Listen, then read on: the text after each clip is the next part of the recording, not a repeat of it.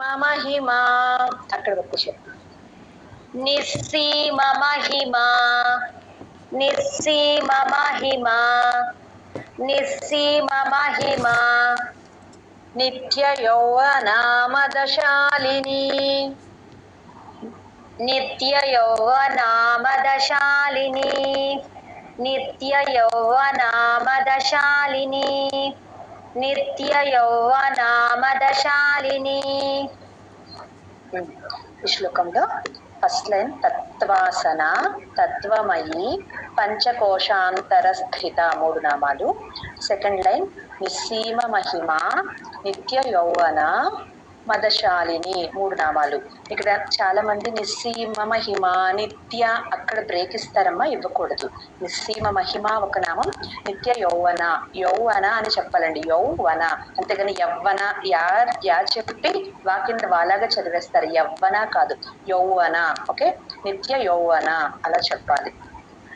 తత్వాసన తత్వమయీ పంచకోశాంతర స్థిత తత్వాసనా తత్వమయీ పంచకోశాంతర స్థిత తత్వాసనా తత్వమయీ పంచకోశాంతర స్థిత తత్వాసనా తత్వమయీ పంచకోశాంతర స్థిత నిస్సీమ మహిమా నిత్య యౌవనామదశాలిని నిస్సీమ మహిమా నిత్య యౌవనామదశాలిని నిస్సీమ మహిమా నిత్య యౌవనామదశాలిని నిస్సీమ మహిమా నిత్య యౌవనామదశాలిని తత్వాసనా తత్వమయీ పంచకోశాంతర స్థిత నిస్సీమ మహిమా నిత్య యౌవనామదశాలిని తత్వాసనా తత్వమయీ పంచకోశాంతర స్థిత నిస్సీమ మహిమా నిత్య యౌవనామదశాలిని తత్వాసనా తత్వమయీ పంచకోశాంతర స్థిత నిస్సీమ మహిమా నిత్య యౌవనామదశాలిని తత్వాసనా తత్వమయీ పంచకోశాంతర స్థిత నిస్సీమ మహిమా నిత్య యౌవనామదశాలిని తత్వాసనా తత్వమయీ పంచకోశాంతర స్థిత నిస్సీమ మహిమా నిత్య యౌవనామదశాలిని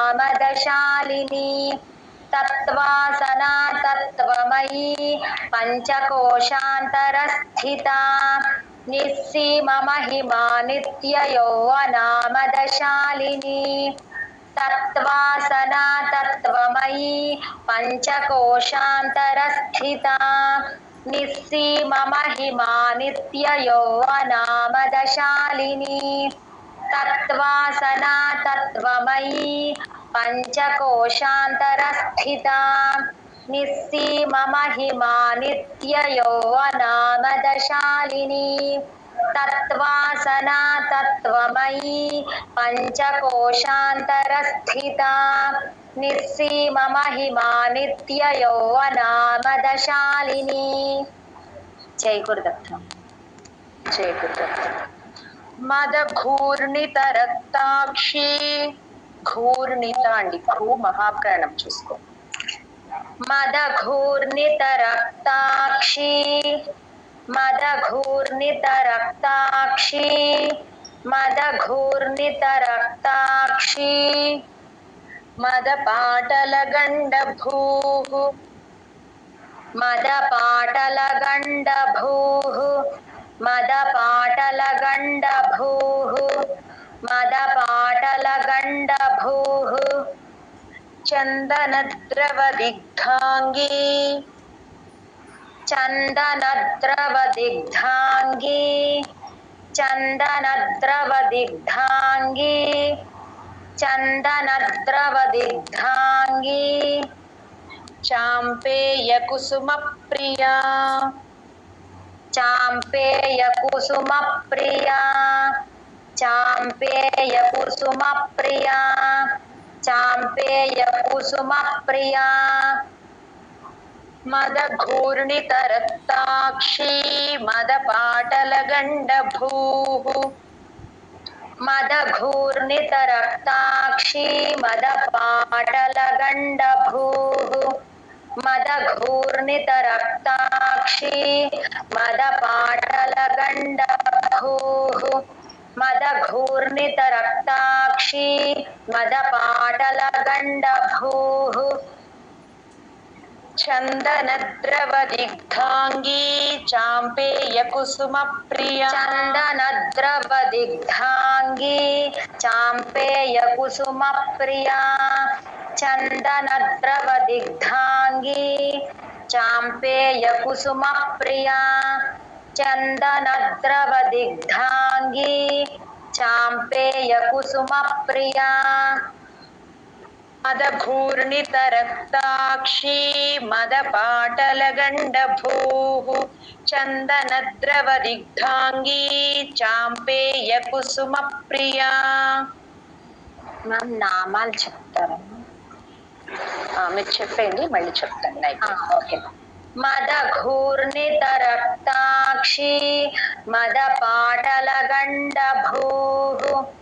चन्दनद्रवदिग्धाङ्गी चाम्पेय कुसुम प्रिया मदघूर्णितरक्ताक्षी मदपाटलगण्डभूः चन्दनद्रवदिग्धाङ्गी चाम्पेय कुसुम प्रिया मदघूर्णितरक्ताक्षी मदपाटलगण्डभूः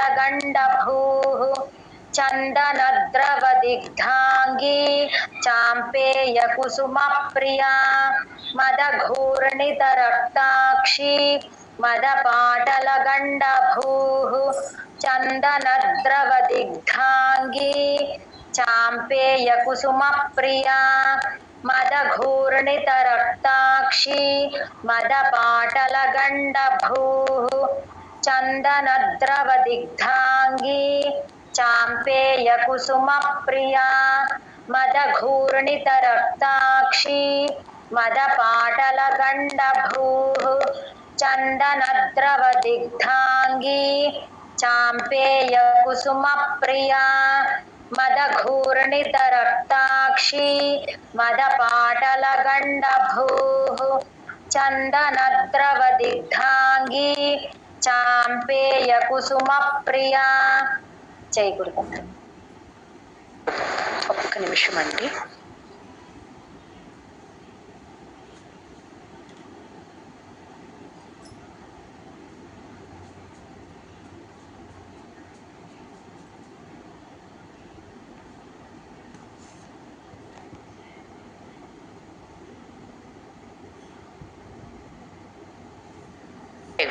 ఈ శ్లోకంలో మదఘూర్ణితరక్తాక్షి ఒక నామం, మదపాటలగండభూహు ఒక నామం, రెండు నామాలండి. కింద లైను చందనద్రవదిగ్ధాంగి చాంపేయ కుసుమప్రియ రెండు నామాలు, పైన రెండు కింద రెండు. ఓకే. 93వ శ్లోకం. కుశలా కోమలాకార కుశలా కోమలాకార కుశలా కోమలాకార కుశలా కోమలాకార కురుకుళ్ళాకుళేశ్వరి కురుకుళ్ళాకుళేశ్వరి కురుకుళ్ళాకుళేశ్వరి కురుకుళ్ళాకుళేశ్వరి కులకుండాలయ అక్కడి వరకు చెప్పండి. కులకుండాలయ కులకుండాలయ కులకుండాలయ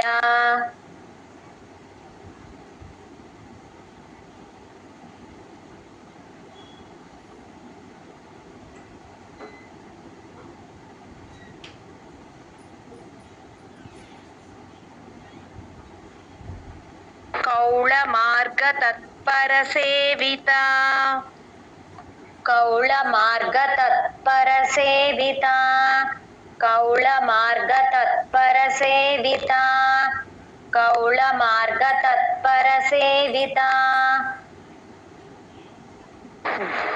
ఈ శ్లోకంలో ఫస్ట్ లైన్ లో కుశల, కోమలాకార, కురుకుళ్ళ, కుళేశ్వరి 4 నామాలు. సెకండ్ లైన్ లో కులకుండాలయ ఒక నామం, కౌళ మార్గ తత్పర సేవిత ఒక నామం.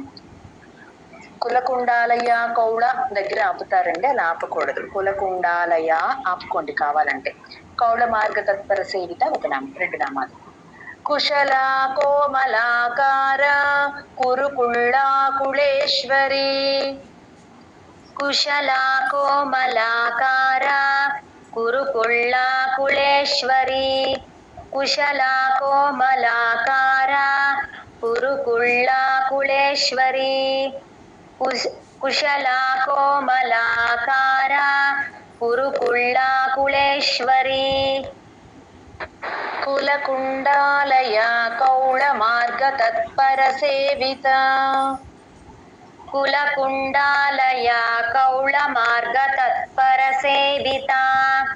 కులకుండాలయ కౌళ మార్గ తత్పర సేవిత.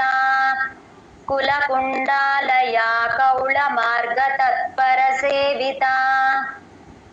కుశల, కోమలాకార, కురుకుళ్ళ, కుళేశ్వరి. కులకుండాలయ కౌళ మార్గ తత్పర సేవిత. కుశల, కోమలాకార, కురుకుళ్ళ, కుళేశ్వరి. కులకుండాలయ కౌళ మార్గ తత్పర సేవిత. కుశల, కోమలాకార, కురుకుళ్ళ, కుళేశ్వరి. కులకుండాలయ కౌళ మార్గ తత్పర సేవిత. కుశల, కోమలాకార, కురుకుళ్ళ, కుళేశ్వరి. కులకుండాలయ కౌళ మార్గ తత్పర సేవిత. కుశల, కోమలాకార, కురుకుళ్ళ, కుళేశ్వరి. కులకుండాలయ కౌళ మార్గ తత్పర సేవిత. కుశల, కోమలాకార, కురుకుళ్ళ, కుళేశ్వరి. కులకుండాలయ కౌళ మార్గ తత్పర సేవిత. కుశల, కోమలాకార, కురుకుళ్ళ, కుళేశ్వరి. కులకుండాలయ కౌళ మార్గ తత్పర సేవిత. కుశల, కోమలాకార, కురుకుళ్ళ, కుళేశ్వరి. కులకుండాలయ కౌళ మార్గ తత్పర సేవిత. జై గురుదత్తం. జై గురుదత్తం. కుమారగణనాథాంబ, నాథాంబ అండి, మహాప్రాణం థాలాగా చెప్పాలి. చెప్పు. కుమారగణనాథాంబ, కుమారగణనాథాంబ, కుమారగణనాథాంబ. తుష్టిఫ్ ఆ విసర్గ ఎఫ్ సౌండ్ లాగా చెప్పాలండి. తుష్టిఫ్ పుష్టిర్మతిర్ధృతి. తుష్టిఫ్ పుష్టిర్మతిర్ధృతి. తుష్టిఫ్ పుష్టిర్మతిర్ధృతి. తుష్టిఫ్ పుష్టిర్మతిర్ధృతి. శాంతి స్వస్తిమతి. శాంతి స్వస్తిమతి. శాంతి స్వస్తిమతి. శాంతి స్వస్తిమతి. కాంతిర్నందిని విఘ్ననాశిని. కాంతిర్నందిని విఘ్ననాశిని. కాంతిర్నందిని విఘ్ననాశిని. కాంతిర్నందిని విఘ్ననాశిని. ఈ శ్లోకంలో చూసుకోండమ్మా. కుమార గణనాథాంబ ఒక నామము, తుష్టి ఒక నామము, పుష్టి ఒక నామము, మతి ఒక నామము, ధృతి ఒక నామం. అన్ని విసర్గాలు ఉంటాయి. విసర్గాలు రూపాంతరం చెందుతాయి అన్నమాట. చూసుకోండి. తుష్టి ఆ విసర్గ ఎఫ్ సౌండ్ లాగా చెప్పాలి. పుష్టి పక్కన విసర్గ పక్కన నామంతో కలిసి రా లాగా మారుతుంది. పుష్టిర్మతి అని చెప్పాలి. పక్కన మతిహి అనే నామంలో విసర్గ పక్కన నామంతో కలిసి మళ్ళీ రాలాగా మారుతుంది. మతిర్ ధృతి అని చెప్పాలి. లాస్ట్ లో ధృతి విసర్గ పూర్తిగా చెప్పాలి. తుష్టి పుష్టిర్ మతిర్ ధృతి. ఇలాగే అంటే 5 నామాలు అందులో. ఓకే. సెకండ్ లైన్ శాంతి స్వస్తిమతి. శాంతి పక్కన విసర్గ సా కింద సాలాగా మారిపోయి సా కింద సావత్తు వావత్తు. శాంతి స్వస్తిమతి. ఆ శాంతి నుంచి సా పట్టుకున్నట్లు శాంతి స్వస్తిమతి. మళ్ళీ కాంతి విసర్గ నందిని విఘ్ననాశిని. ఈ కాంతి పక్కన విసర్గ రాలాగా మారి కాంతిర్ నందిని విఘ్ననాశిని. ఓకే. సో చూసుకోండి, పైన 5 నామాలు, కింద 5 నామాలు. కుమారగణనాథాంబ, తుష్టి పుష్టి మతి ధృతి. సెకండ్ లైన్ శాంతి స్వస్తిమతి కాంతి నందిని విఘ్ననాశిని. విసర్గాలు ఎలా మారుతుందో చూసుకోవాలి. ఓకే. కుమారగణనాథాంబ తుష్టి పుష్టిర్మతిర్ధృతి. కుమారగణనాథాంబ తుష్టి పుష్టిర్మతిర్ధృతి. కుమారగణనాథాంబ తుష్టి పుష్టిర్మతిర్ధృతి. కుమారగణనాథాంబ తుష్టి పుష్టిర్మతిర్ధృతి. శాంతి స్వస్తిమతి కాంతిర్నందిని విఘ్ననాశిని. శాంతి స్వస్తిమతి కాంతిర్నందిని విఘ్ననాశిని. శాంతి స్వస్తిమతి కాంతిర్నందిని విఘ్ననాశిని. శాంతి స్వస్తిమతి కాంతిర్నందిని విఘ్ననాశిని. చూసుకోండి అమ్మా, చాలా మంది శాంతి స్వస్తిమతి కాంతి అని ఆపుతారు. కాంతి కాదది, కాంతి విసర్గ కలిసిపోవాలి. కాంతిర్ నందిని అలా చెప్పాలి. ఓకే. కుమారగణనాథాంబ తుష్టి పుష్టిర్మతిర్ధృతి. శాంతి స్వస్తిమతి కాంతిర్నందిని విఘ్ననాశిని. కుమారగణనాథాంబ తుష్టి పుష్టిర్మతిర్ధృతి.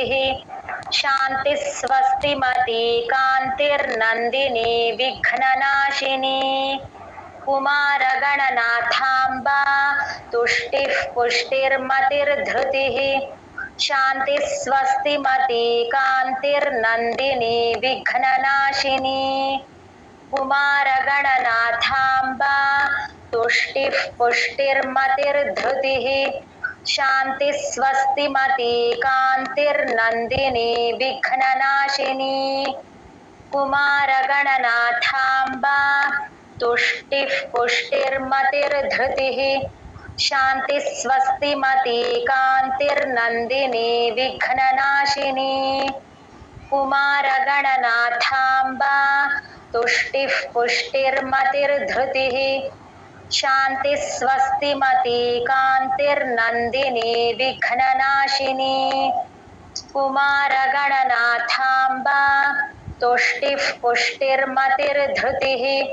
శాంతి స్వస్తిమతి కాంతిర్నందిని విఘ్ననాశిని. కుమారగణనాథాంబ తుష్టి పుష్టిర్మతిర్ధృతి. శాంతి స్వస్తిమతి కాంతిర్నందిని విఘ్ననాశిని. జై గురుదత్త. గురుదత్త. తేజోవతి త్రినయన. తేజోవతి త్రినయన. తేజోవతి త్రినయన. తేజోవతి త్రినయన. లోలాక్షి కామరూపిణి. లోలాక్షి కామరూపిణి. లోలాక్షి కామరూపిణి. లోలాక్షి కామరూపిణి. మాలిని హంసిని మాత. మాలిని హంసిని మాత. మాలిని హంసిని మాత. మాలిని హంసిని మాత. మలయాచలవాసిని. మలయాచలవాసిని. మలయాచలవాసిని. మలయాచలవాసిని.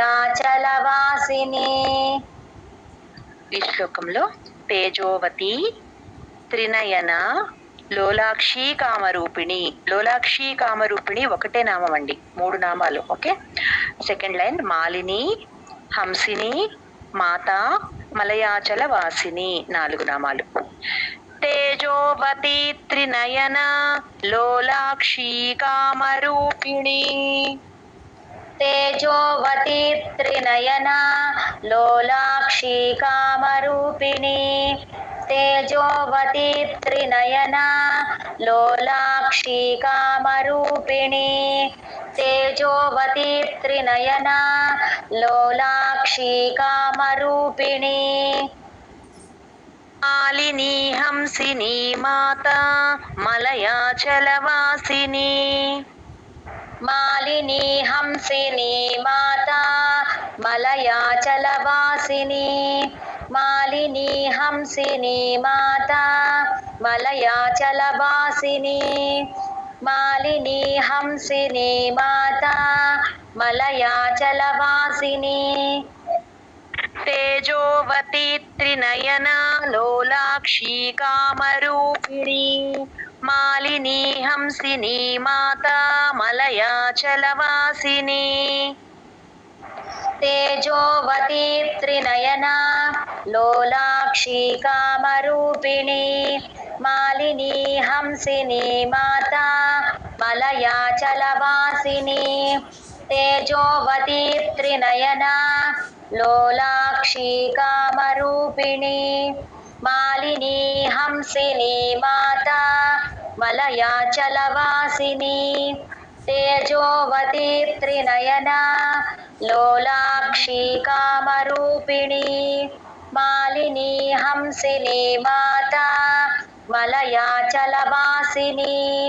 తేజోవతి త్రినయన లోలాక్షి కామరూపిణి.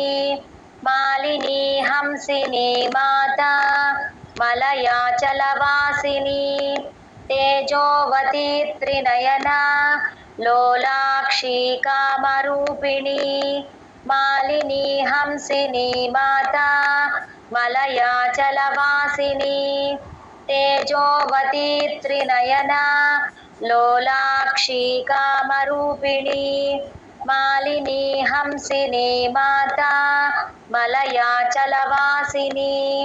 తేజోవతి త్రినయన లోలాక్షి కామరూపిణి. మాలిని హంసిని మాత మలయాచలవాసిని. జై గురుదత్త. జై గురుదత్త అండి. సత్యవతి గారు జై గురుదత్త అండి. చదువుతారా అమ్మా? చదువు.